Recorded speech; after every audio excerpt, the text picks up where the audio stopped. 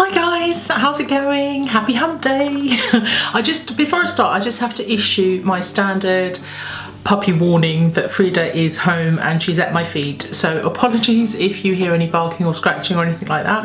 I'm sure she'll make her presence known, but she's currently sleeping in the sun, so hopefully we can get through this without any interruptions, but let's see how it goes. I also wanted to say thank you so much to everyone who watched my intro video yesterday and got in touch, whether you liked it or left a comment or, you know, tweeted about it. I really appreciate it. Thank you for the support. So this is my first proper video. I've been thinking a lot about what I wanted to talk about, and of course it's going to be something bookish, and then I realised that Friday is the deadline for the Fourth Estate and Guardian BAME Short Story Award, and I thought I've got to talk about that because it's so important. This isn't really going to be a discussion about the award itself and why it's so important, although please know that it is. There have been others that have spoken far more eloquently than I ever could about why we need an award like this. So I'm not going to get into a discussion on that. All I'm going to say is that all things being equal, we wouldn't need it, but they're not, so we do. End of. But the point of this video is actually to talk to any writers of colour out there who might be watching this and have a short story and want to submit it to the award, but they don't think they can, or they don't think they're good enough, or it's good enough, or whatever. And the point of this video is to just say, please, if you have written something and you're thinking about submitting it, please do. It's so important that you tell your own story, and we need to hear more voices like yours. And I was exactly the same. I grew up in East London. I know that I'm white passing and I have a very white name, but my mother's Guyanese, actually, sorry, she was Guyanese. I'm still not used to that. My mother was Guyanese, and my family are Indo-Guyanese. So everyone apart from my mum, because she likes to be different, are Hindus. So technically I'm Asian, I guess. I'm mixed Asian. My father's Irish, but my real dad was never really around. So I was raised by my mum and my family and her family. So I really always feel Guyanese. I feel more Guyanese than I do Irish, and British obviously. So I was exactly the same. I grew up in East London. I went to a school in Forest Gate. I grew up in a house with no books, but the television was always on. And I guess I just didn't think people like me wrote books.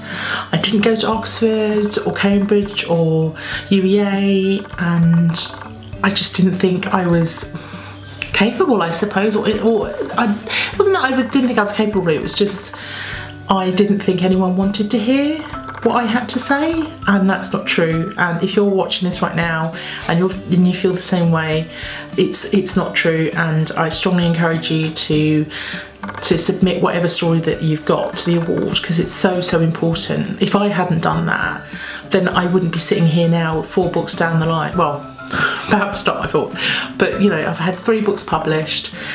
When I finally had the guts to share Heart-Shaped Bruise, my first book, with people, less than a year later, I was nominated for New Writer of the Year at the National Book Awards. I didn't win, obviously. I lost out to Rachel Joyce, who was nominated for the Booker, so it didn't feel too much like losing. But that's what I mean. I was sitting in my spare room, probably like you are now, just filling with this Word document and thinking no one's ever going to read it. And I'm so proud of myself that I had the guts to kind of share it with the world, because I wouldn't be able to do this job now. So that's the point of this video, and I'm talking to anyone out there who feels the same way. And if you need some encouragement or you want to talk to anyone, then just get in touch with me, drop me a tweet or leave me a comment here and we can talk. So yeah, Friday is the deadline, so you haven't got long, but if you're sitting on something, then please I encourage you to submit it for the award. I'm going to leave some links and stuff for some more information about how you can do that below. I also thought this would be a good opportunity to talk about some of my favourite short stories by writers of colour. I have a lot, so I've managed to narrow it down to 4. So I've chosen 2 of my favourites and 2 that I'm reading at the moment. So there's there'll be a mix of both. The first one I'm going to talk about is, excuse me, This Is How You Lose Her by Junot Diaz. Junot Diaz is one of my favourite writers. He's absolutely incredible. One of the stories in this was won the Sunday Times Short Story Award, and it's a collection of stories about breakups, basically. And someone I follow on Twitter recently referred to this as the fuckboy ballads, and I laughed, honest to God, for about half an hour. That's not to, that's no shade on Junot. That I'm not trying to disparage what he's done here, because it's a fantastic collection of short stories. But when you read them, they're all from male points of view, and you know, now I've said that, you know, you should it should make you laugh as well. But that aside, it's a fantastic collection of short stories. I think Junot is a really, really good example of why it's so important for authors to tell their own stories. If you can, check out the Own Voices hashtag on Twitter, which is brilliant, and it doesn't just cover writers of colour, but you know, writers who want to write about trans characters or characters with disabilities or whatever, and why it's so important that these authors be able to tell their own stories. Because when I talk about diversity, I don't mean that I want John Green to write more characters of colour. What I mean is that I want more authors of colour, or trans authors, or whatever, gay authors, to be able to tell their own stories. There should be room for both. And that's not to say that I'm discouraging white writers from writing non-white characters, not at all. But the truth is that if you can Google as much as you like, but you will never be able to tell a story in the same way that Junot Diaz can. And it's so important that these writers be given the opportunity to do that. So Junot just writes it's just effortless and beautiful, and I strongly encourage you to read this. It's one of my favourite short story collections, period. And yeah, so Junot Diaz. The second collection is by another one of my favourites, from one of my favourite authors. This is Nocturnes by Kazuo Ishiguro. I don't know if you've read any of his other stuff, but he's a fantastic writer. Very different from Junot in the sense that his writing doesn't necessarily have anything to do with his race or his background or anything, but it's still in there, and I think he's just a phenomenal writer. And actually, I have to say shout out to Kazu, because he is the reason I ended up signing with my agent. Hi Claire! Love you.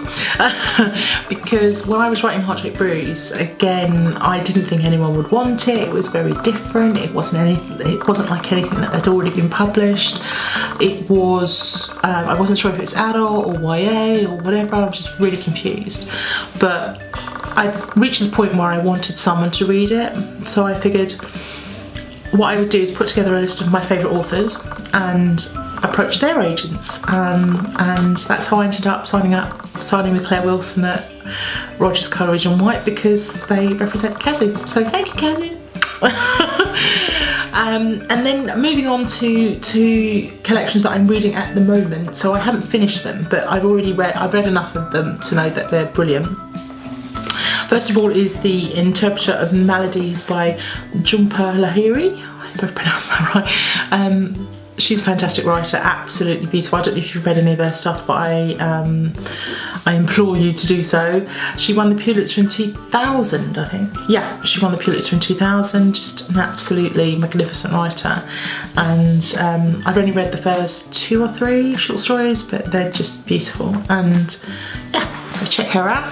And then finally, this is a collection called Closure. And it's a collection of contemporary British black writers. Have I got that right? No, black British short stories. And it's edited by Jacob Ross.